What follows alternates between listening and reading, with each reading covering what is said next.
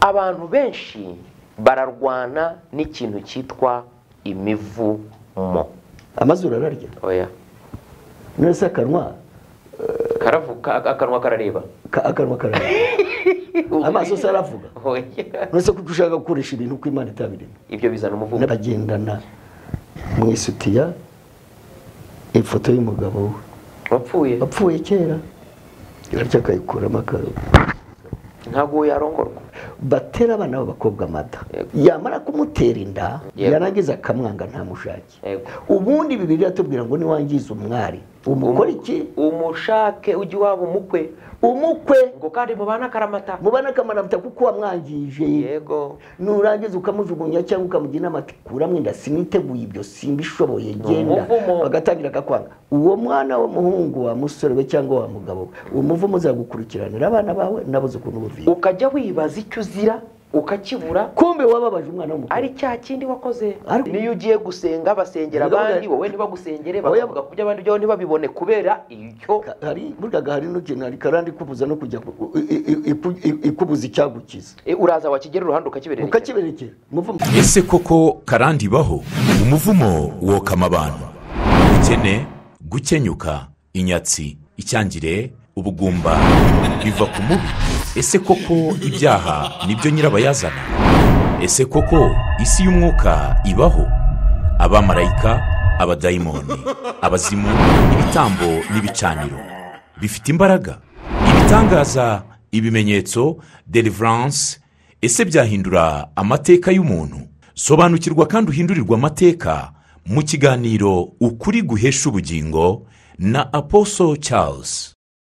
Turabashuje nanone inshuti zacu bakundwa mudahwema kubana natwe mu kiganiro Ukuri guhesha ubugingo.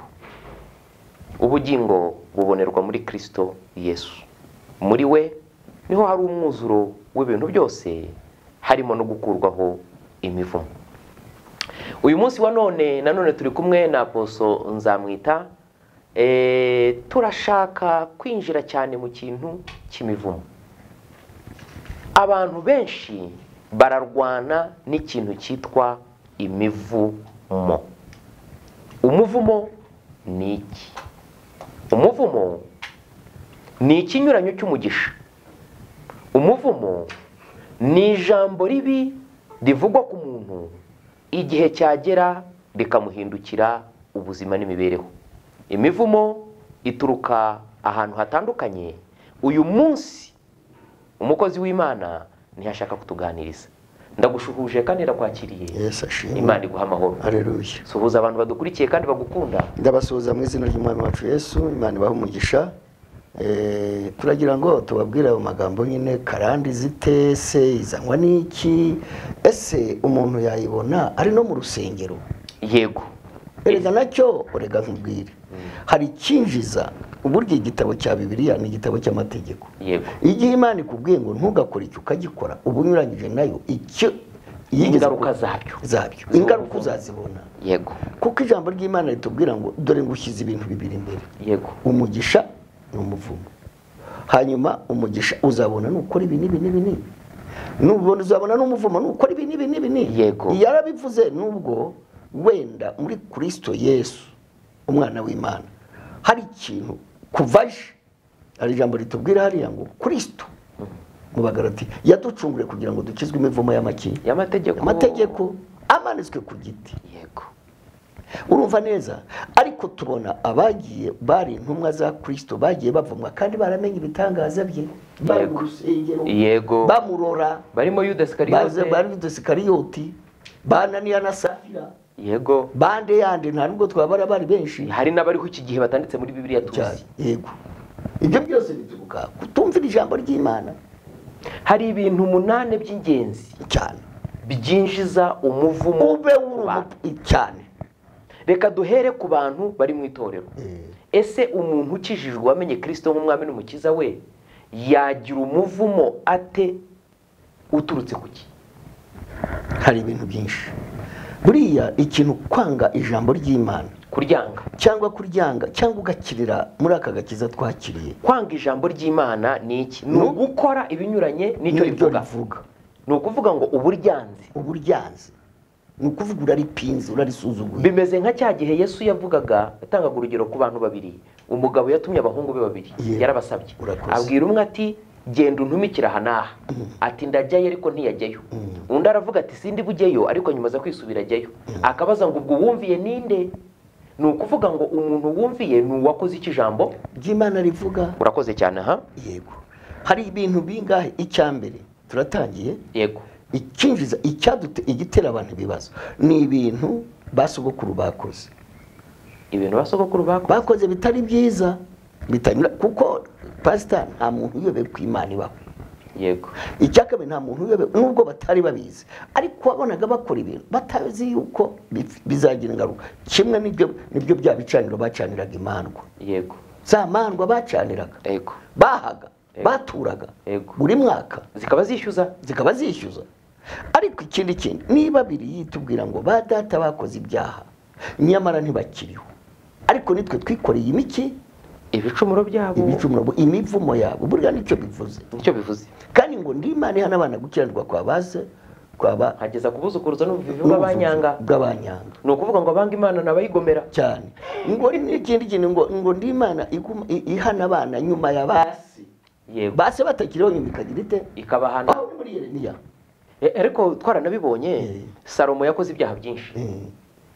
Nuko Imana iramubwira ngo cyakora kubera inshuti yanjye Dawidi uyu muvumo ngushyizeho uzasohora ku muhungu wawe wowe utakiriho. Ni nako Imana yavuze kuri Ahabu. Reka nkorohereze. Yego. Ariko ntibikuyeho. Ni ukuvuga ngo urubyaro rwawe nirwo rurazwe umuvumo wawe cyane. Icyo urumva neza. Noneho ibyo ngibyo no mu Kuva birabivuga, no muri Yeremiya barabivuga, n'amaganya ya Yeremiya na Ezekiyeli na Yesaya. Ariko icyo nshaka kukubwira, ntabwo ibyo ngibyo bakoze, arabakoraga ubupfumu. Yego. Ukavuga ati ariko sogokuru wanjye yararaguraga, kandi buribwa muri majorite bw'abanyarwanda benshi bararaguraga. Yego. Bajyaga no kubagira bati runaka afite, uzandebera abo bantu barabapfumu. Usanga ibibazo mu magoza mu miryango ya bushobora kuburamo, kuko basekuru. Jya nigeze gusengera umukobwa arambwira ati nyogokuru yaravuze ngo mu bana mu buzukuru wa 7 azaragura, azafata impano yanjye y'ubupfumu. Ariko umukobwa yararwaye umutwe, yageze mu myaka exactly nyirakuru yari yaravuze, kandi ubwo yabivugaga atahari, uwo mwana ataravuka. Umutwe uramurya. Burya abantu baribwa n'umutwe. Ibandwa ibishaka kugira ngo uragure. Yego. Burya imitwe burya abantu benshi usanga barwaye imitwe. Nta uragura atitabye. Urakoze. Nkuko Samweli atigeze ahanura ataritaba. Urakoze. Kandi cyakabiri burya indagwe iba mu mutwe. Yego. Nubwo bakoresha wenda abanyarwanda bakoresha n'inkoko, bakoreshaga ibyitwa gutera inzuzi, baragurishaga imitwe, intondwe n'ibindi, ariko cyane burya byose bikorera mu mutwe. Mu mutwe.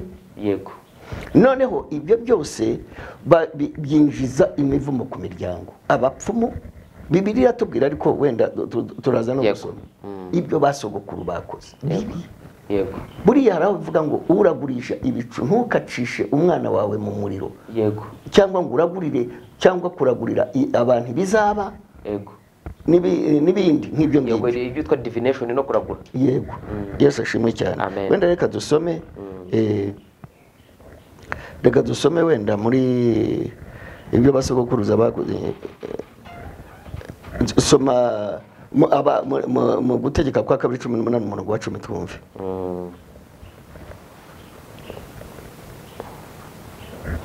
Gutegeka kwa 2:18 umurongo wa 10 twumve. Haragira hati gutegeka kwa 2 bice 8 umurongo wa 10. Umurongo wa 18 umurongo wa 10. Reka twumve. Muri mwe ntihazaboneke ucisha umuhungu we cyangwa umukobwa we mu muriro, cyangwa ukora iby'ubupfumu. Ukora iby'iki? Iby'ubupfumu.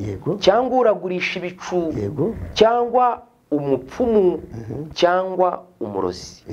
Cyangwa umwambuzi. Cyangwa umwambuzi. Nuwamurura abantu ibintu. Babuhagira imiti. Akase nene narakamenye. Cyangwa ushikisha. Cyangwa uragurira abantu ibizababaho. Cyangwa umushitsi. Cyangwa umushitsi. Kuko ukora ibyo wese ari ikizira ku Uwiteka yanga urunuka. ntiwumva kandi ibyo bizira nibyo bituma uwiteka imana yawe izirukana ayo mahanga imbere yawe. icyo ni ikintu cya mbere. Uko bivuze kose wowe ushobora kuvuga ngo yabwiraga Abisirayeli, yabwiraga buri kiremwa muntu wese cyane, abantu bose bayimenye. icyo ni ikintu gikomeye. Buri uzi ko hari abantu bakubitwa yarangiza agasubira mu bapfumu kujya kubabaza cyane rwose mu rusengero cyane. icyo ni icya mbere. Ni ukuvuga ngo iyo wamaze gukizwa warangiza wakubitwa ugasubira mu bapfumu, iyi mivumo yose uba uyizanye, wongeye kwihamagara, ubu bayikizira k'uwiteka. icyo ni icya mbere. icya kabiri, ibyo twizanira ubwacu tumaze kumenya Imana, ibyo twizanira ibyacu tumaze kugira gute, muhiza ahangaha turi tumaze kumenya Imana tuyivuga, warangiza ugakora ibyangwa nayo uzavuma. Ibyo ni ikintu cya mbere. Wenda hari umugisha twagize kuri muri Kristo Yesu. Yesu ahora ababarira cyane, wikubita imbere ukababa, ariko ukomeye kongera kubikiniramo ni ikibazo kizakuza. Ni ikibazo gikomeye, kuko ubundi bindi bibiri tubwira kwihanira kureka, ni nako kwihana nyakuri. ni uko kuri. Ariko urumva niyo umuntu akoma asubira mu byaha, ureba nk'Abaheburayo ibice 10:26, uravuga ngo niba dukomeza gukora ibyaha nkana kandi twaramaze kumenya ukuri, urakoze ngo nta gitambo cy'icyaha kiba gisigaye. None se ibyo twongeye turandure mu rupapuro nidukora ibyaha nkana, none se ninde umuntu ukora icyaha atakizi? Ntawe. Nidukora ibyaha nkana tumaze kugira gute? Nkana tumaze kumenya ukuri, cyo tujya tunakimenya ngo na Kristo ntaba kibasha kutubera igitambo, ngo kuko tuba dukomeje kumwisubiriza ku musaraba. None se ko twizera ibindi kuki cyo tutakirora? Tugomba kukirora. Ni ukuvuga ngo imivumo myinshi iri mu rusengero, hari ikindi se aba baduhoza ku mavi twinginga dusenga ibintu bitavaho. Nkubwire, muri Kristo Yesu, ndabivuga amaze imyaka 33 nzagakiza. Imana ihindura ibintu muri Kristo Yesu. Dufata ijambo ryayo ukahinduka, ukaba warahindutse ukaba icyaremwe gishya. Imana iyo mivumo ikuvaho, Kristo yaje kuyikura. Ni ukuri ikuvaho. Ahubwo ikibazo ntabwo abantu duhinduka, abantu bananirana guhinduka. Reka dusome ijambo, ariko reka dusome ijambo riraza. Ibyo twizana ubwacu tumaze kugira gute, tumaze gukizwa. Erega ibi ngibi ntabwo tuzatinya kuvuga ukuri. Rega icyo dushaka no kubivugira kugira ngo nuko hari amahirwe ya kabiri Imana igiye. Soma Yohana igice cya 5:16.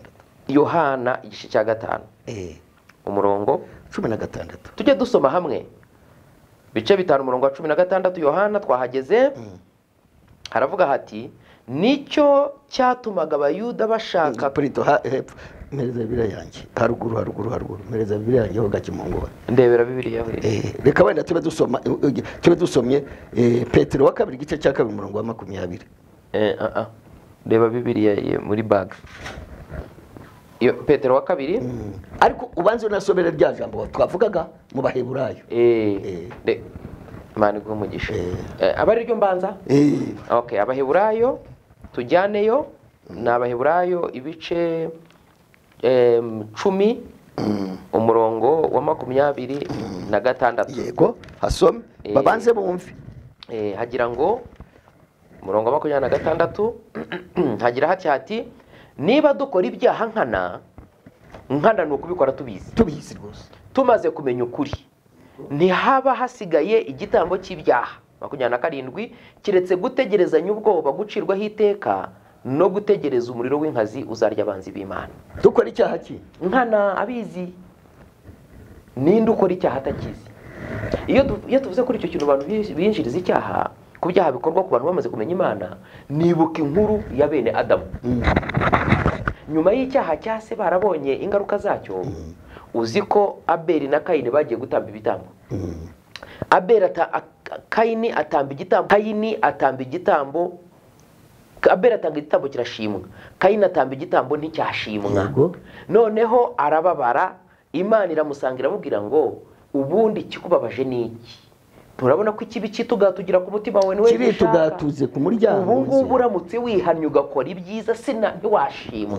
Ni ukuvuga ngo Imana iravuga ngo hari amahirwe ya kabiri ku muntu uri bwumvira ijambo, yarangiza agakurwaho yamuvumo cyane rwose. Ariko uzi ko ukina mu gakiza niba dukora icyaha, ariko twongeye tubivuge tubireke. Ongera hahandi ni 5:14. Yohana. Yego, twahagiye naho. Abantu bakwiriye kwihana by'ukuri rwose akabivamo. Bajye kuri YouTube cyangwa baraza kureba ibyigisho tuvuga ku gukiranuka no kuva mu byaha. Mumanuke murebe ibyo byigisho byose biriyo. Tugiye gusoma muri Yohana, ubutumwa bwiza nk'uko bwanditswe na Yohana ibice 5 umurongo wa 14. Yego. twagiye twabihuse mu izina rya Yesu. Hanyuma y'ibyo Yesu amubona mu rusengero aramubwira ati dore ubaye muzima, ntukongere gukora icyaha utazabona ishyano riruta irya mbere. yakijije umuntu kuri icyo aho ngaho nyine haruguru hasi Yaramusanze ku kidendezi, ku kidendezi umuntu yaramugaye amazi y'imyaka itagira ingano ye karande yaramuzinze imuhindura nk'intuzi, imuhindura agatebo, abaho imyaka irashira, abaho hashira imyaniko ibaho, bakamutanga urumva yari ikimuga, ntiyagiraga umuta mu mazi, hagiraga umanura mu mazi ngo agwemo bakire nk'abandi. niyo ugiye gusenga basengera abandi, wowe ntibagusengere, bavuga ku by'abandi byo ntibabibone kubera icyo. Buryaga hari n'ukintu hari karandi kubuza no kujya ikubuza icyagukiza, uraza wakigera uruhande ukakiberekera muva mukagucisha uticara, ukaba wari ufitanye randevu, ukicara ugatekereza mu rugo, ninjya kureba kanaka nshobora kumuboneraho umugisha, ukabyuka ukarara ukarabye, ukitegura, ukagenda wagera ku biro bye, umutima ukagira ngo pa karandika kuyobya ntujye. Umuntu ashobora kugutelefona akakubura, yego iyo ufite umuvumo nokuri yagutelefona akakubura, inyuma yaho waza kumutelefona ati niwe nagushakaga, wari wansabye akazi none nagahaye abandi cyangwa na telefone bakayiba, cyangwa ukagarukira ku muryango we ugatinya gukomanga, cyangwa ikikubita hasi gaturika, simukadi kaguhari, baturi kaguhari, ukayishaka ukayibura, kuko uwo muvumo udashaka ko udashaka karande ni ikintu kibi cyane, ikintu kibi cyane. Abantu nabo umuvumo ni ikiboko kirekire kikubuza icyo wari ugiye kwakira. nokuri Reka dukomeze. Hanyuma uwo mugabo ari gutendeza Betsaida, Yesu araza aramureba, asanga ubumuga bwe n'ubwa kera, kuko ngo aramaranye n'igihe cyane. Aravuga ati ese urashaka gukira? Ngati nabuzunjugunyamo, nta nubwo arazi ko yakira atagiye mu kidendezi, ariko Yesu yaraje. Amina. Yesu ari byadukiza, tutagombye kujya mu bidende, tutagombye gusunikwa, nokuri iyo abishatse aragukiza akagutabara. Noneho arangije ati haguruka, ikore ngo byawe, arataha. Arangije ayoberwa umuntu umubwiye kumukiza, biramushobera, biramuca, urumva yarashobewe, yarari mu kavuyo ko mu mutwe. Ariko bukeye icyo nashaka kuvuga nubakiye undi maha ngo bahurira mu rusengero, ahuriramo na Yesu mu rusengero, wari ikimuga yigenza. Ntabwo tuzi urusengero urwo arirwo, ariko bahuriye mu rusengero, byanze bikunze ni Yerusalemu. Ko mugabo nawe yagiye mu rusengero, yarasanzwe azimana, ko bundi yarasanzwe azimana. N'icya kabiri ga Yesu aba mu rusengero, Yesu aba hanze, aba mu rusengero. Yesu bahuye rero aramubwira turahunda turiho, Yesu aramumenya ati ni wa wundi nati, urumva ntabwo wakize umuntu ngo umuyobere, ni wamuyobera, amubwira turahunda turiho, ati dore wabaye muzima rero. Yego, ariko icyo gusaba ntuzongere gukora icyaha, kumubwira ngo ntuzongere gukora icyaha, kuvuga ko icyaha nicyo cyamuzaniye, nicyo cyamuzaniye amakuba. Yego, nicyo cyamuzaniye ubumuga, cyo cyamuzaniye umuvumo, indwara yararwaye, umuvumo w'icyaha cyane. Izi ndwara ubona zitavaho, narabibabwiye, tuzanababwira uko umuntu vuba muri iyi minsi, tuzababwira uko umuntu ava mu muvumo ukaba mu karande, ukaba umugisha. Amen. Ukaba umuntu w'Imana, ukagira amahirwe atagize sogokuru, atagize sogokuruza, atagize utarasenga ugasubizwa, kuko niko ijambo ry'Imana rivuga. Nzabibabwira, uzemera kunywa muti azabona umugisha kandi azakira. Hanyuma aramubwira ati ntuzongere gukora icyaha, ntuzongere ndakwinginze, isubira cyaha, utazasubira icyaha, ejo utazabona ishyano riruta iryo wari ufite ntaragukiza. Kuko ibyo ngibyo buri ahubwo wari ikimuga, uzamugara nabi none urangiza. Kuko genda bazi hari umugabo Osiboni i Kampala, ahantu hitwa Rugogo, yasanze umugabo okuruzaga akabuno w'ikimuga, uyo witwaga TLCL Osborne. Yego, agira atya ngo amucaho, yararimo anasohoka, abandi bakize, we amubonye ati runaka, ngo anamuvuze mu izina kandi atanamuzi kubera umwuka wera.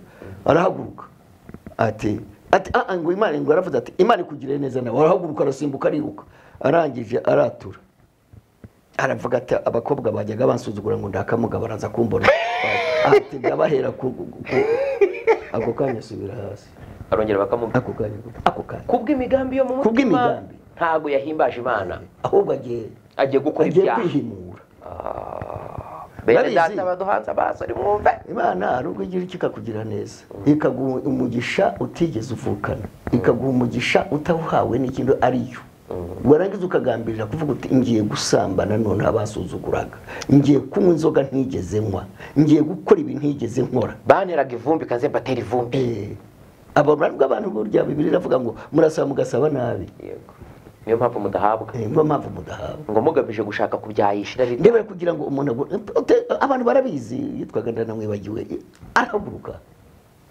Arangije agambira ati murambona ndabasambanya ati ko mwasuzuguye shaho nkiri ikivuga ati ndaje yose arapagurukije hanyuma nange reka nze nkoraga ntangirire ku basuzuguraga ahita yongera aramugana ntuzongere gukora icyaha ejo utazabona ishyano ruta irya mbere reka wenda twongere tuvuge umugore witwaga Mariya Magadalena bafashe amabuye kumutera bapanguye bagufatiye mu busambanyi amategeko ya Mose nuko avuga Yesu yandika hasi aramukiza aramutabara mbega aramubwira ati genda ntuzongere gusambana ntuzongere gukora icyaha. Ariko gukora icyaha ni iki? Icyaha ni iki? Icyaha ni ugukora icyo Imana yabujije, icyaha ni ukudakora icyo Imana yategetse cyane. Icyaha ibyo nibyo tuvuga ngo ibyo twizanira ubwacu tumaze kumenya iki? Tumaze kumenya Imana. Reka nkubwire pastor, iteka abakozi b'Imana barigisha. Hariho ikintu ushaka kugira ngo mbasobanurire mbabwire, ndi hano nzamwita ntakubwira ngo nzana kimwe cy'icumi nyirye, kuko ufite urusengero ugira ute, wampesha umugisha nanjye ndi umukozi w'Imana. Ariko hari ibintu mbigisha. Iteka Bibiliya ijambo ry'Imana rikubwira gutanga kimwe cy'icumi, icyo nacyo kinjiza umuvumo. Yego. Ibyo tumara ibyinjiza umuvumo kandi tumaze kugira gute kumenya Imana. Sibyo turimo tuvuga kurya icya-10 ukarya kimwe cy'icumi. Abapasita bakabyigisha ukabyanga bati abapasita barashaka kurya ibyacu, barashaka kurya amafaranga yacu. Kimwe cy'icumi kubera iki se? Ariko Bibiliya bakanashaka ibyanditswe bagashakisha burya hari n'abantu ngo basigaye babafasha cyane bakubita bimwe by'iki barakuroga. Nkubwire pastor, baramuroga barica abantu babuza abantu gutanga kimwe cy'icumi barica abantu. Pastor nta turo data yigeze atura Imana. Data kuva yavuka yageze imyaka 80 irenga nta turo. Ariko umuntu nibakubwira bati gutura Imana agahinda kakwice uzamukuzana imanza, icyo gana cyo n'undi mwuka mubi umuvumo. Shurute kwigishwa kimwe cy'icumi kiri muri Bibiliya uragifite, urabona umushahara wa miliyoni ibihumbi 100 kuki bikunanira. Kandi Bibiliya iravuga ngo iyo uri kimwe mu 10 ngo ba wibye Imana ngo ukavumwa wa muvumo Imana sibikuremo. Urabizi hari abajya bavuga njya mwumva ngo ibyo ngibyo ni iby'isezerano ryake Yesu yaje avuga ati naje gukomeza ntabwo naje gukuraho. Kandi ati nta nagace kugeza igihe isi zashirira nta gace k'inyuguti kazagira gate kazava. Ariko barangiza iyo bavuze kimwe cy'icumi aho niho abantu bahangurukira. Iyo bavuze imigisha iri mu gutegeka kwa 2:28 bayisamira hejuru bose. Ariko bavuga bati gutanga kimwe cy'icumi cyo muri Maraki.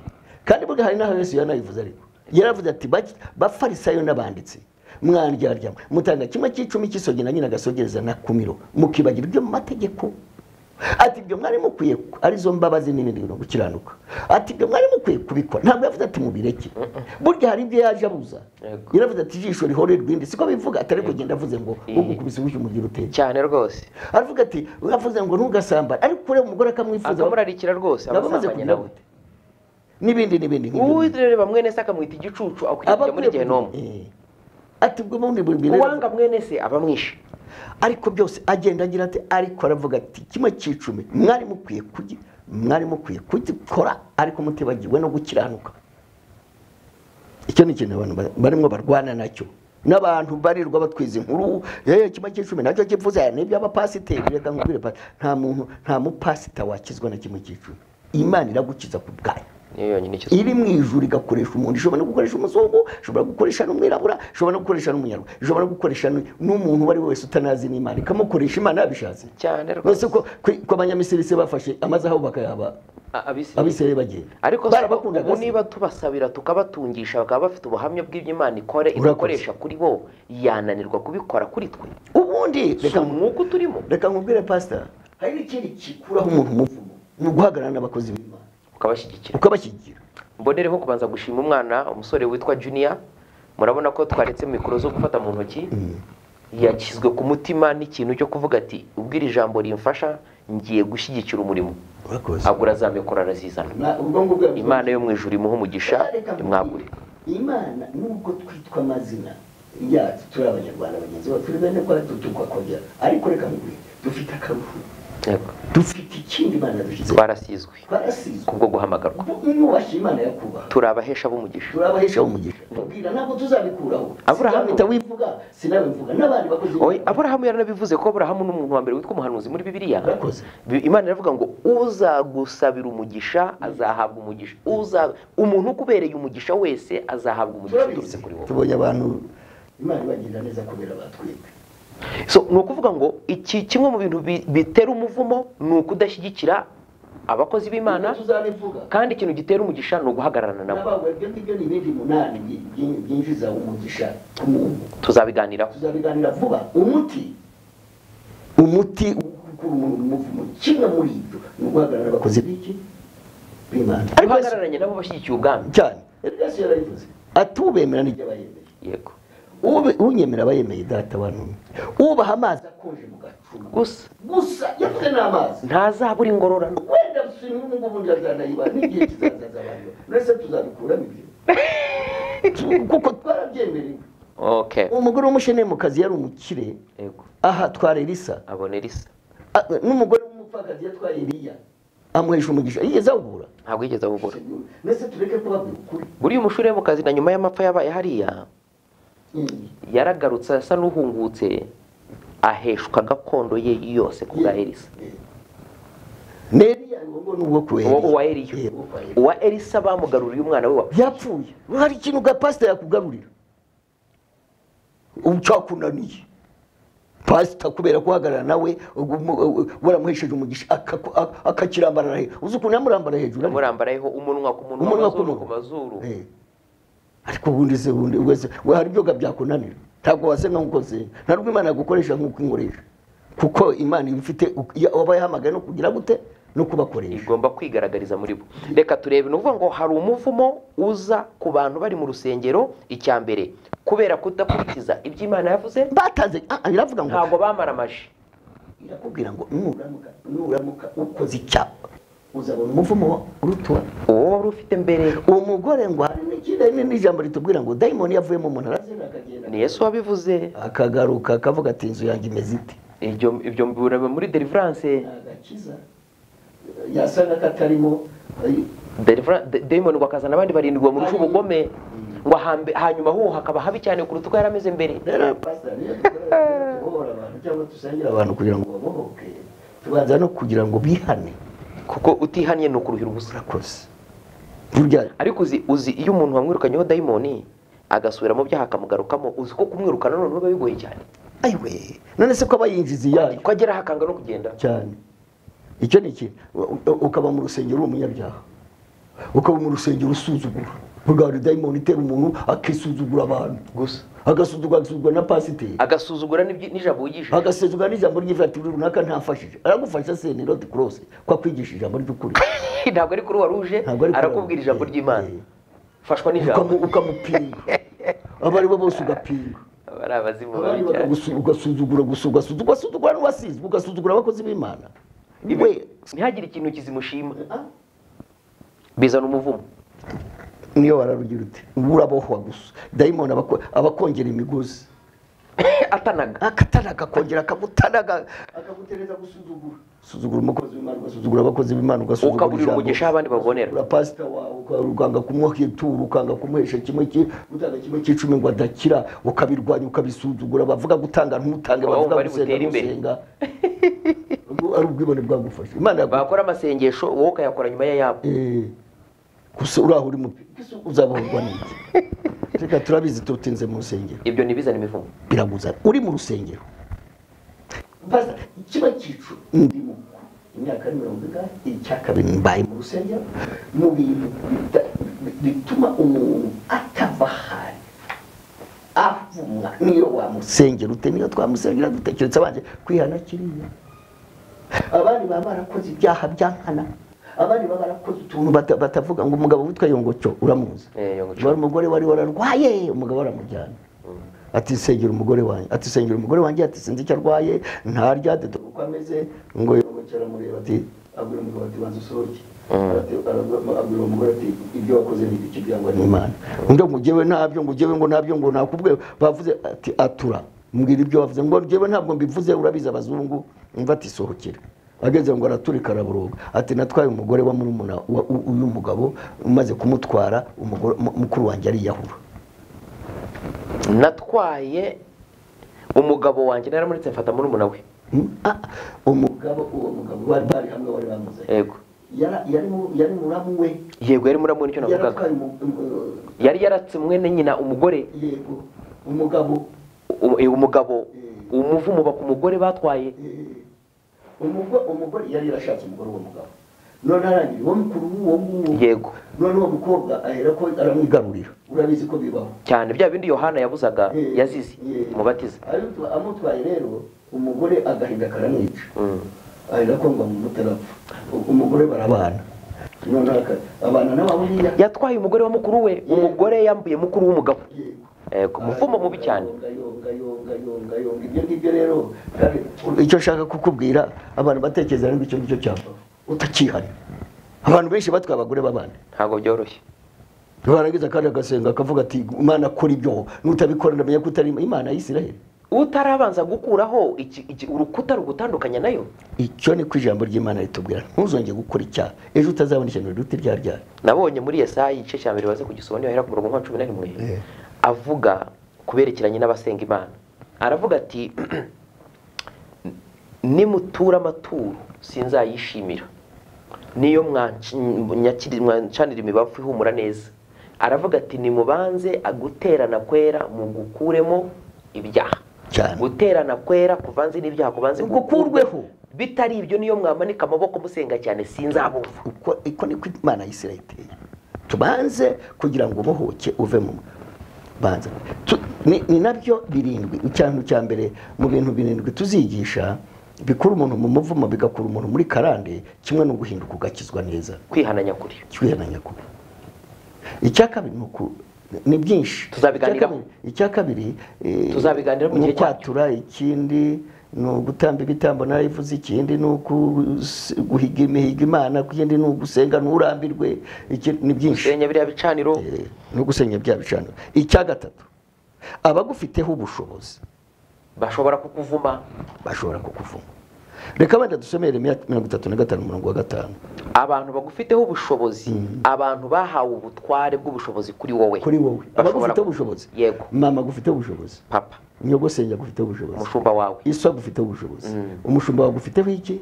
Ubushobozi. Rwose. Burya abahesha b'umugisha ni babiri, ni ababyeyi. Umubyeyi ukubyara ku mubiri n'umubyeyi ukubyara mu mwuka. Cyane. Yeremiya 35:5. Icyo ni ikibazo dufite cyane. Sinzi ukuntu dayimoni aterereza abantu ntibubahe abasizwe. Ariko ngira ngo harimo no kutigishwa. Barigishwa. Pastor rega no kubaha bituruka no mu muryango. No mu burere. Twomeze. Yeremiya ibice 35:5. Ite ubushobozi bakwatura ibintu. Nimuhindukire ubu 35. Yo 35. Yeremiya. Wari ukivuga? Nari nkivuga ubundi kuba mu rusengero usuzugura pastor wawe ni ishyano rikomeye. Ikiza wavayo ukagusengera ukamubwira uti mbabarira, ukamushyira n'ituro uti mbabarira, ahangaha ntihakimfasha kandi pastor ngiye aha kandi ntabwo yakubuza. Ariko kugira ngo usa nuhanganye n'ijambo rye. Yego. Kuzahura n'ibibazo bikomeye. Maze ntereka imbere y'abahungu b'umuryango wa Barekabu ibicuma byuzuyemo vino hamwe n'ibikombe, ndababwira nti nimunywe vino. Ariko barahakana bati ntituyinywa kuko Yonadabu mwene Rekabu sogokuruza wacu yategetse ati ntimuzanywe vino ari mwe cyangwa abana banyu iteka ryose. Arababujije ni sekuruza komeza. Kandi ntimuzubaka n'amazu, ntimuzabibe imbuto, habe no gutera inzabibu cyangwa kuzigira, ahubwo muzaba mu mahema iminsi yose muzaba muriho kugira ngo mumare iminsi myinshi mu gihugu mwibukiyemo. natwe twumviye itegeko rya Yonadabu mwene Rekabu sogokuruza wacu ry'ibyo yadutegetse byose, kugira ngo tutanywa vino mu minsi yose, twese n'abagore bacu n'abahungu bacu n'abakobwa bacu, ntitwiyubakira n'amazu yo kubamo, nuko nta nzabibu tugira, nta n'imirima habe n'imbuto. 10 ahubwo tuba mu mahema tukumvira tugakora ibyo sogokuruza wacu Yonadabu yadutegetse byose. 11 ariko igihe Nebukadinezari, Yesu ashimwe cyane, wenda turasoreza. Yego. Uyu mugabo witwaga Rekabu Yego. yabwiye abana be ati ntimuzubaga, niba yarabavumye niba yarabagize ati, ariko yarababujije. Yego. Aba bana ntabwo ari base babibabujije, ahubwo ni basekuru. kandi ntibari bariho sekuru bivuga, ariko barabibwiwe bati mu muryango wacu sogokuruza yavuze ngo oya burya hari cyo ni cyitwa kirazira, ni kirazira, kurenga kuri kirazira, kurenga kuri kirazira, ukirengejwe na Kristo ngo guha imbaraga. Yego, ukirengejwe no kutumvira, gusa, kubera ko iwanyu bababujije ukoze ibyo urabizira. Ariko erega nibakomeza bagasoma hano hepfo, Yeremiya Imana yari yabubwiye ngo naha Abisirayeli icyitegererezo cya bene Rekabu. Yego. Ko bo bumviye ibyo sekuruza yavuze, ariko ab'Imana bakaba batumvira itegeko ry'Imana. Burya pastor bakubwira ngo data sogokuru yavuze yuko tutazashaka abagore babiri, bikaba ari itegeko. Washaka wa kabiri ugapfa cyangwa ugahura n'ikibazo. Ni ukuvuga ngo ni ukurenga ntabwo tumwe y'ingobe, murabizi abasinga. Yego. Burya sindi umusinga nubwo ariko bakabyubaha. Yego. Iwacu ntiturongorwa n'ubwoko runaka, ibyo turabizi. Iwacu ntidushingira aha. Nk'ubu sinakwica igikeri, urakoze. Nk'ubu sinagira nya, sinatunga inka y'ifuti, sinanywa. Burya abanyarwanda bavuga ngo inka ingwizira abagore, abandi ngo inka ingwizira abashyitsi, abandi ngo inka ngo ni gutyo. Kera twe twagiraga inka yitwaga isugi, yari inka y'inzizi, ikanyobwa na sogokuru na data nanjye gusa. Urakoze. Ngaho urumva neza. Ubundi ugasanga iwanyu hari itegeko runaka, iryo ni umuvumo iwanyu bavuze biturutse ku mpamvu runaka, ikaba kirazira. Nk'uko kirazira ari icyaha ku bakirisitu. Buriya n'abanyarwanda ntibemeraga gutera agasozi aho Ryangombe yakomokaga. Yari kirazira. Hakurya Rake Duwadi. Kandi byagiraga ingaruka. Bari barabisezeranye. Wibuke ni Yeriko ntuza Yosuwa. Ahavuma. Ati umuntu uzahubaka fondasiyo. Ni akazi ke. Kandi wabikoze byamubayeho. Rero icyo ni cyitwa kirazira. Ibyo nabyo bikwinjizaho iyo utabihinduje amaraso ya Yesu bikugendaho. Hari abantu bajya kubwira ati niyo umukozi w'Imana akubwiye ngo ntugakore iki, bo ukamupinga, wenda uramurusha n'amafaranga. Rega abandi tubashumba mushumba babarusha n'amafaranga, cyangwa barusha ubuzima, cyangwa babarusha na background nziza. Yego. Ariko utamwumviye kazahura nawe. Igihe kiragera bishobora kutaba aka kanya, ariko bikazaba. Icyo kizana umuvumo. Icyakane, ubundi hari umugabo witwa Dawidi. Yego. Yavumye Yowabu cyane. Yari mubyara we. Yaranakomeye, yari umugabo w'ingabo, ariko yari namubyara we burya. Kandi ariko Dawidi yari umwami usizwe. Bene Seruya ngo bari bihangaje n'abatinyaga. Seruya burya yari mushiki wa Dawidi.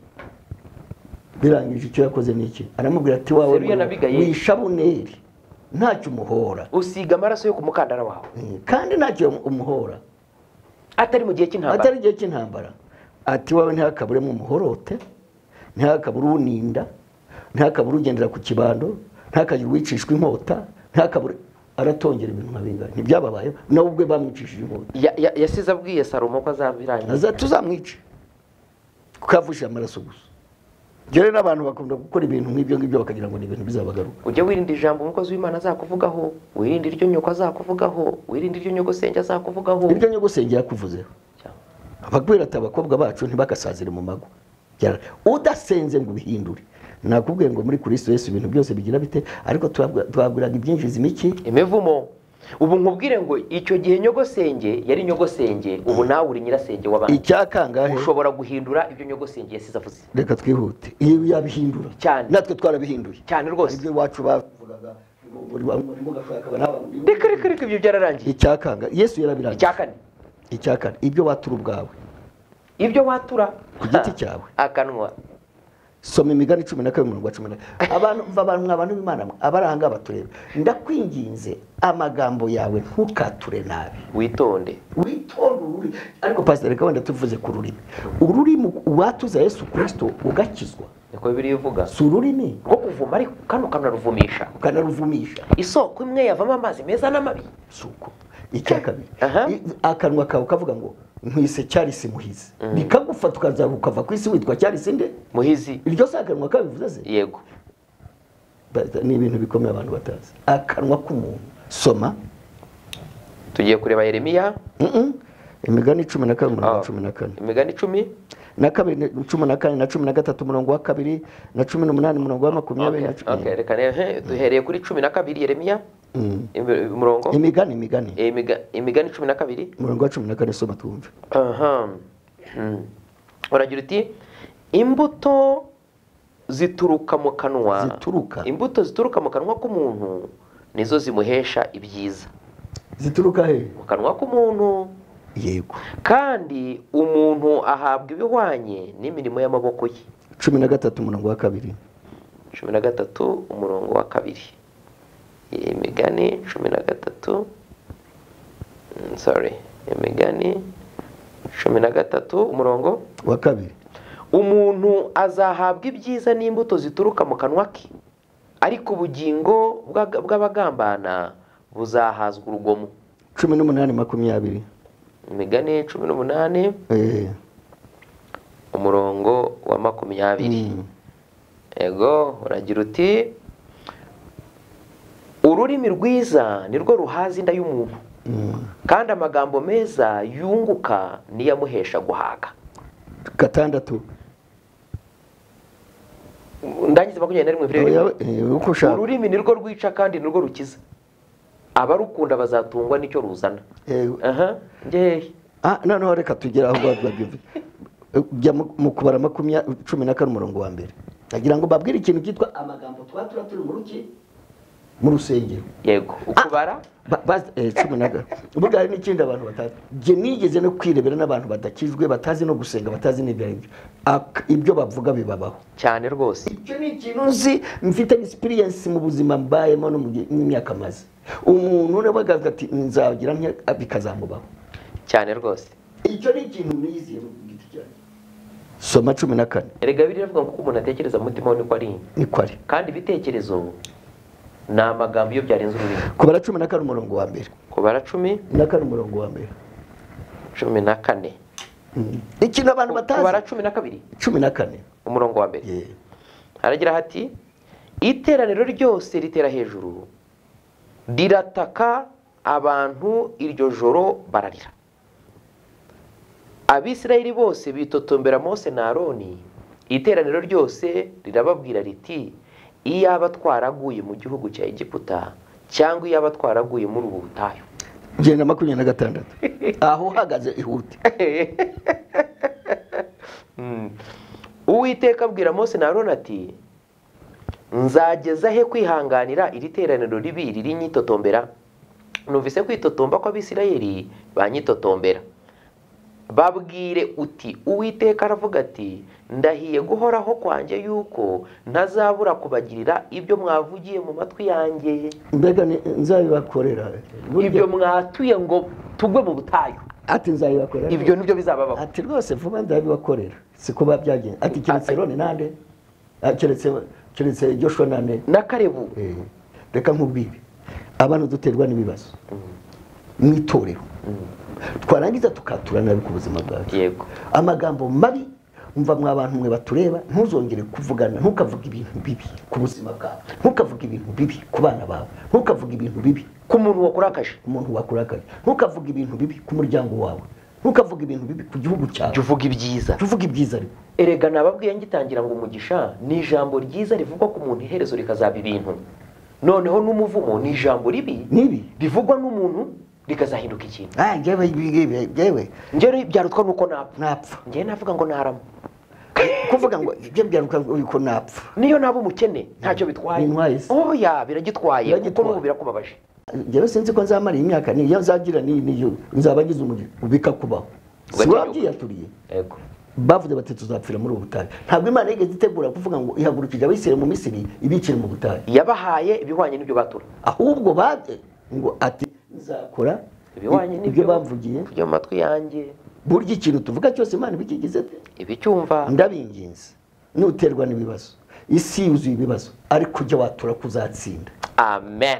Vuga uti Imana izankorera ibi, uti niyo byaba bisa bitegewe nzatsinda, bitegewe nzarama. Erega kurira kwararira umuntu wakwatura neza bwacye mu gitondo impundu zikavuga. Uvuga uti nzarongorwa niyo nawe mfite imyaka 30 nzashaka, ariko turabazi nzabyara. Imana yabyaye Sara izabyara, Imana yatumye Elizabeth abyaranza izatuma ariko byara. ko uvuga ngo giye byararangiye cyangwa ngo mene nibere nijya nani. Imana iriho, Imana ihabwa icyubahiro. Umuvumo wa gatanu uturuka he? uturuka kutababarira. Kutababarira ni ikintu kibi cyane. Kutababarira soma igice cya 18 Mariko 25. Kutababarira ni ikintu kibi cyane. kuba mu rusengero ntubabarire. Ariko reka ngubwire pastor, igihugu cyacu impamvu ubona cyateye imbere mu bintu abantu bavuga ngo bikanabashobera, nyumva bikanagira bite, kabashobera amahanga agashobera, ukuntu byabaye bitangaza, bikaba ibitangaza, igihugu kigahinduka, igihugu kikava mu mukungugu, kivuye mu mahano, ikuzimu, kivuye ikuzimu. 94 nari muri iki gihugu, kikaba ari icyitegererezo, kikaba ari icyitegererezo abandi bigiraho. Abantu bakaza bati ibi bintu nibituruka, hari ikintu bakoze isi itagikora, kubabarira. Abantu batajya bakora, mbivuga imbere y'abantu nabaye mu mahanga, ndenge no mahanga. Ikintu cya mbere buri ijambo ryitwa kubabarira riruta ibintu byose cyane. Kubabarira se ko ari ubutabera?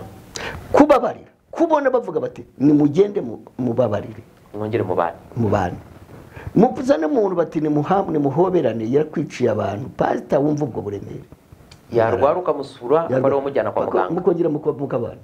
Zirambaraga sindazibona n'umwuka wera wazimanutseho. Nokuri ntabwo ushobora kumva kubabarira. Icyo twavuze Imana, Pastor umuntu aragutuka ukamwangarira, yego byase aragututse cyangwa aranagucyuriye cyangwa aranagusuzugura, wamubona ukarungurirwa ngo yagusuzugura. None umuntu wakwiciye abantu akabica nabi, rwa rupfu rwo muri jenoside, Yesu kamubabara. Leta ikabishyiraho ni mubabarire, bagashyiraho gacaca. Nibyo twavugaga ngo bati bamwe mubabarire abihari, mumva ariko niba bihari bagire bate bababarirwe, kuko nta wababarirwa gatihari. Iki gihugu ni icy'Imana, ni kandi umuvumo warakivuyeho mu mwaka wa 2000. Imana igatora umuyobozi utuma ibyo bikunda. Yarabimbwiye, sinirata siniha kuvuga ko ndusha abandi kuvugana nabo, buri muntu wese afite uko kuvugana n'Imana. Imana yarambwiye ngo uyu muvumo ku Rwanda. Matayo Mariko 11:25 na gatatu, yego 25. Kandi nimuhagarara musenga, hakaba hari umuntu wabagiriye nabi, mumubabarire kugira ngo so wo mu ijuru nawe abababarire ibyaha byanyu.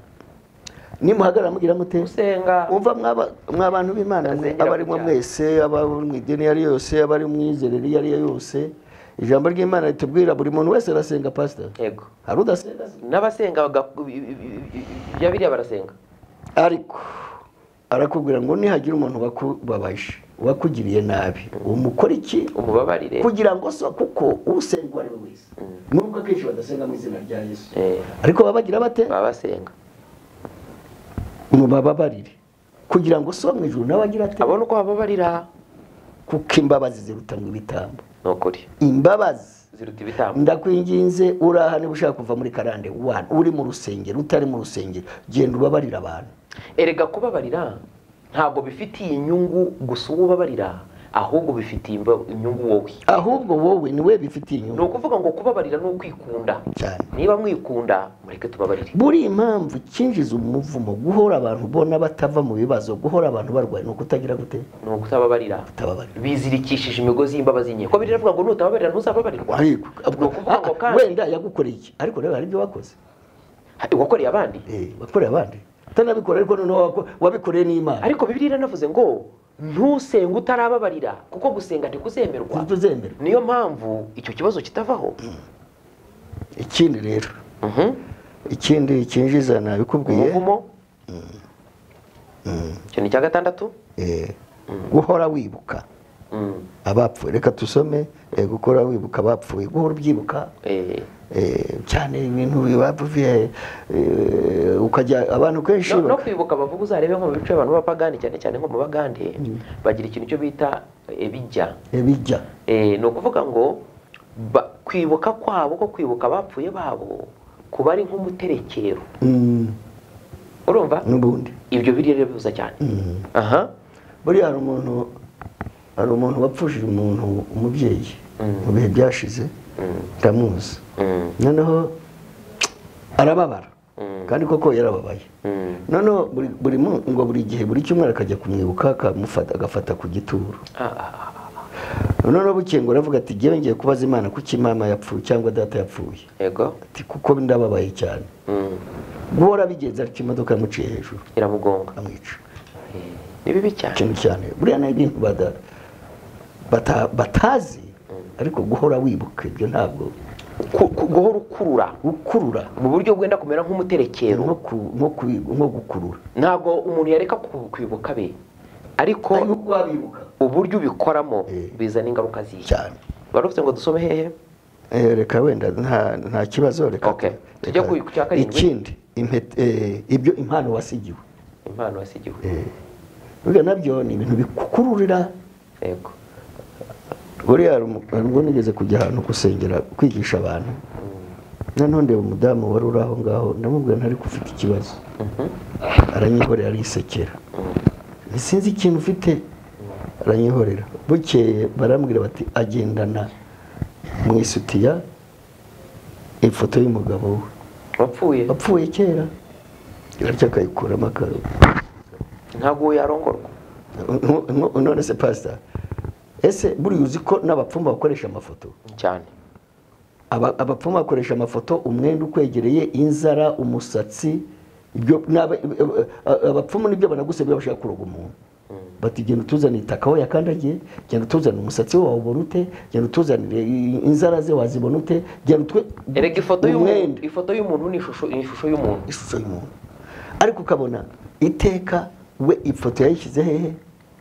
muri bwa mwisutiye mu karega mwisutiye iteka uragira ate arebaho ari connected n'uwapfuye cyane nta mureka nta impeta ibyo bira abantu bajya bagusetsa Yesu ashimwe umuntu akavuga abana agapfusha umugabo bambaranye impeta tuvuga ukuri ari indahiro bararahiye noneho umugabo arapfuye cyangwa umugore agize ate arapfuye impeta ntuyikureho wanabimubwira ati reka ndacyari mu isezerano ugifite isezerano ariko wenda maybe uvuze utari kugenda natanye byararangiye sinshaka kuzashaka n'undi ariko nabwo wayikuramo cyane ariko abantu bakunda kubyibohesha ntabwo imigozi izakurekura Yesu ashimwe amen twari tugeze hehe twari turangije uwo muvumo uturutse ku ibyo wasigiwe yego ibyo wasigiwe impeta imyenda amafoto uhora wibuka sinanze nanjye ngira amafoto ya data na mama ariko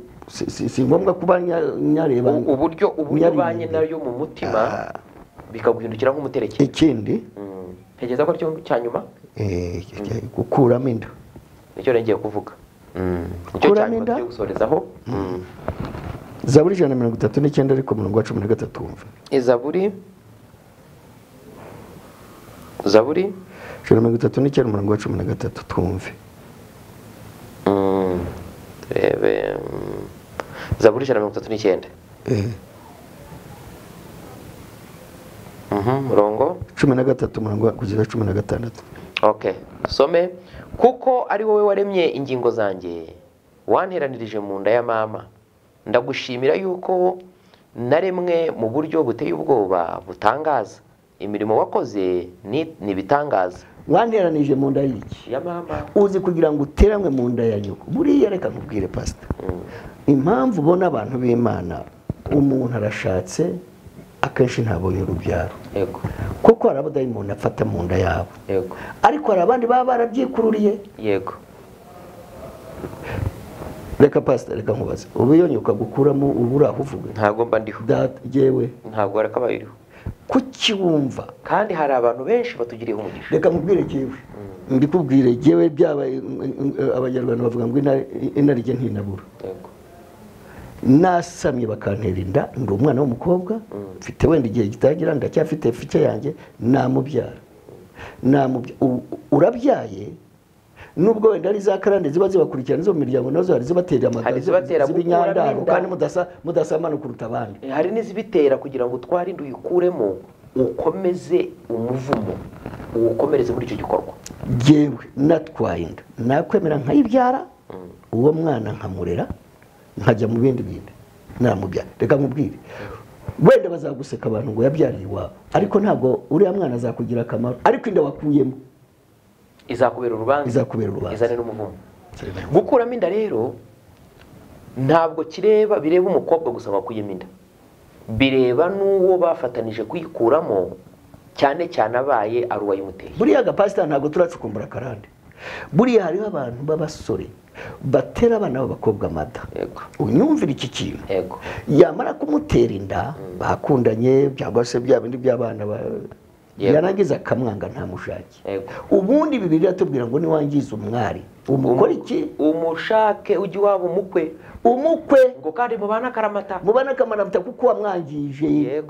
Nurangiza ukamujugunya cyangwa ukamugira amati kuramwe inda siniteguye ibyo simbishoboye genda bagatangira akakwanga. Uwo mwana w'umuhungu wa musore we cyangwa wa mugabo umuvumo uzagukurikiranira abana bawe nabuze ukuntu buviye ukajya wibaza icyo uzira ukakibura kumbe wababaje umwana w'umukobwa ari cya kindi wakoze. Ariko uzi kubabaza umwana w'umukobwa wenda uri umugabo niba utanamutwaye mufashe kuko wenda warasambanye n'ibyaha byahuguye wowe wenda wanamushutije amafaranga ariko mufasha byare umwana uvuye ngo azagusenyera se kuki umundi wajya kumusambanya ntabwo wari uzi ko azagusenyera. Hari ibibazo byinshi abantu bagira kubwo ubutamenya ariko niba utari ubizi uyu munsi turabimenya. Hari ibibazo abantu bagize bikaba ari imitwaro wishakishiriza kure. Niba waragize ikintu nk'icyo cyarakubayeho wateye umukobwa inda menya aho uzira icyo uzira icyo ari cyo. Wateye umukobwa inda uramwihakana uranamwihorera umukobwa agahinda karamwica. Burya hariho abakobwa umukobwa ujya kubona ukabona yazinutswe ikintu cyitwa umugabo cyane none ukabirwa impamvu kumbe umugabo yaramubabaje aramwica. Imyaka 20 agutenda imyaka 25 agutenda nta yindi fica yakwiciye fica akwiciye izina barakureba bose bakabona ko umusambanyi n'abantu ngo mu mujyi we n'ibintu byoroshye ariko uzi ibintu byo mu gihe cyakera no mutaro waba gutaye agaciro abagurangiye akakwanga agashaka undi ubwira ko muvu muzamuvaho cyese yihari akanahamagana n'ababundi ati narakubabaje ndavuga ariko abaje mu rusengero narakubabaje naraguhemukiye narakoze ibi nagutenda nangiza mbabarira twabikoze mu butamenya mbabarira unamwihanire cyane ufate n'impano yimuhe. Ngewe maze gukizwa Imana yabimbwiyeho mfata igihe ngerageza kwibukiranya abakobwa nakundanye nabo twagiranye ibibazo nk'ibyo. Ngira naho mfata urugendo rw'indege ngashaka umuntu mperuka nk'imyaka 20 ishize nkamubwira nje kugushaka kubera ko namenye ibi nkamwihanira. Yego hari abantu bananirwa kubabarira akananirwa mu mutima we ariko ndagusabye mwene data wowe ntugire igabo ntiwihagarareho reka dutandukane n'imivumo twinjire mu migisha n'amasezerano y'Imana. Ikindi cyo duhera aho ngaho gukoresha umubiri uburyo utaremwe nabyo byinjiza umuki ubutinganyi ibintu biteye n'isoni tutavugira aha ngaha ariko byose bituruka gukoresha uko imibiri itagize ite. Umugabo kuryamana n'umugabo umugore akaryamana n'umugore icyo ni cyangwa akaryamana n'itungo cyangwa umugabo akabaryamana n'umugabo ariko ugasanga nk'akanwa kagenewe kurya no kunywa no kuvuga kakora ibindi baragakoresha turabyihorera babimenye nabo nabyoroheje buri muntu wese azi ibyabamo. Uwo ni undi muvumo. Imana yakuremye uri umuntu iguha akanwa ngo uvuge iguha amaso ngo urore iguha amazuru ngo uhumeke iguha intoki aho witumira guhera nakora ibindi byose irabiguha. Ntabwo Imana yigeze ikora ikosa. Ntabwo yavuze ngo amazuru narye amazuru ararya nese akanwa karavuga akanwa karareba amaso saravuga nese kuko ushaka gukoresha ibintu uko Imana itabirema ibyo bizana umuvumo nabyo bizana umuvumo. Ikindi rero gukoresha umubiri uko utagenwe harimo no kuryamana n'amatungo kuryamana n'abantu mufitanye isano ya bugufi cyane na bene wanyu ba bugufi ibyo nabyo nibyo ntabwo twabigiyemo cyane kuko Bibiliya tubwira ngo abakora ibyo ngibyo bazahora igihugu kizahora kibaruka cyuko bagituyemo. Urakoze pastor. Imana ibaho umugisha. Uyu munsi twavugaga ku mivumo yinjira ku bantu cyane cyane abamaze kumenya Imana, uburyo bashobora kumigisha. Nari nibagiwe. Bashobora kubura imigisha yabo. Kugendana n'abavumyi. Kugenda n'abantu bavumye. Yego. Cyo mujye mukimenya. Ariko reka soma pastor. Soma wenda Abakorinto dusorezeho. Twifatanya n'abibyo n'imigisho nziza. Abakorinto bambere igice cya 5 umurongo wa 9 na 15 na 35 n'ahangaha dusoreza. Abakorinto bambere ibice 5 umurongo wa 9 na 15 nabandikiye muri rwa rwandiko ko mutifatanya n'abasambanyi, ariko sinavuze yuko mudaterana rwose n'abasambanyi bo mu by'isi cyangwa bifuza ibibi cyangwa abanyazi cyangwa abasenga ibishushanyo, kuko iyo biba bityo mwarimo kwiriye kuba mwaravuye mu isi. Ahubwo none nabandikiye ngo mutifatanya n'uwitwa mwene data niba ari umusambanyi cyangwa wifuza ibibi cyangwa usenga ibishushanyo cyangwa utukana cyangwa umusinzi cyangwa umunyazi umeze atyo, ntimugasangire nawe. Urumva neza 15 umurongo wa 33 twumve ibice 15. Abakorinto bambere ibice 15 umurongo wa 33 haravuga hati ntimuyobe kwifatanya n'ababi konona ingeso nziza. Turashuje. Yesu ashimwe cyane. Pastor, buriya hari ibintu abantu batahana. Niba nzi ko ugendera mu bintu nkifatanya nawe, ntuzambona zamenya yuko nawe tufatanya. Mbwira uwo mugendana nanjye ndakubwira uri we. Cyo ni cyambere. Icyakabira abantu ubona banywa inzoga ntabwo bavutse bazinywa. Bazigishwa nabo bagendana nabo. Ntabwo abantu ureba bajya mageragere bajyaza banyoye urumogi n'ibiki. Banyoye urumogi ntawe uvuka runywa. Babyanduzwa nabo bagendana nabo. Ariko ndabwira abasore bandeba abakobwa bandeba nta mukobwa ura muka ari ibeshu. Ari ndaya. Arabyigishwa bati wowe uraho hari abagabo baguha amafaranga ukabaho. Abasore bakagenda bakakubwira ati wowe mwana Imana wowe kuki uta ati wowe uzajya unywa amafanta nk'ipanci mwana. Agahera ko akamwigisha akayoga. Ipanci. Agatangira akagira ate? Akangirika. Reka mbasabe. Nukuri nimureke tubabera. Nimureke dushake umugisha tuwukurikire kugeza tuwugezeho. Icyakabiri ibyateraga umuvumo tubivuzeho nitubishoje tuzabigarukaho. Turabasabira ngo amahoro y'Imana bane namwe muve mu muvumo mujye mu masezerano. Turateganya kubigisha uko umuntu ava mu muvumo, ariko turateganya n'amasengesho yo gusengera abantu, akuraho karande, akuraho imivumo, asenya ibicaniro, yinjiza abantu mu gice no mu masezerano. Komeza ukurikirane bane natwe. Turabasabye ngo muri comment section hariya mushyiremo inzozi murota, mushyiremo ibyifuzo mugira, mushyiremo ibibazo muhura nabyo. Tuzajya tugira igihe cyo gufata ikibazo cya buri muntu naho biri ngombwa tukiganireho n'icyo kivuze. Ntituzavuga amazina yanyu, ariko turashaka gukemura ikibazo uko umwuka wera tuyobora muri byose. Ntabwo inzozi zarangiye, ubutaha turashaka kugaruka ku inzozi zigaragaza yuko uriho umwuka w'abantu bakuroga. Imana ibamugisha.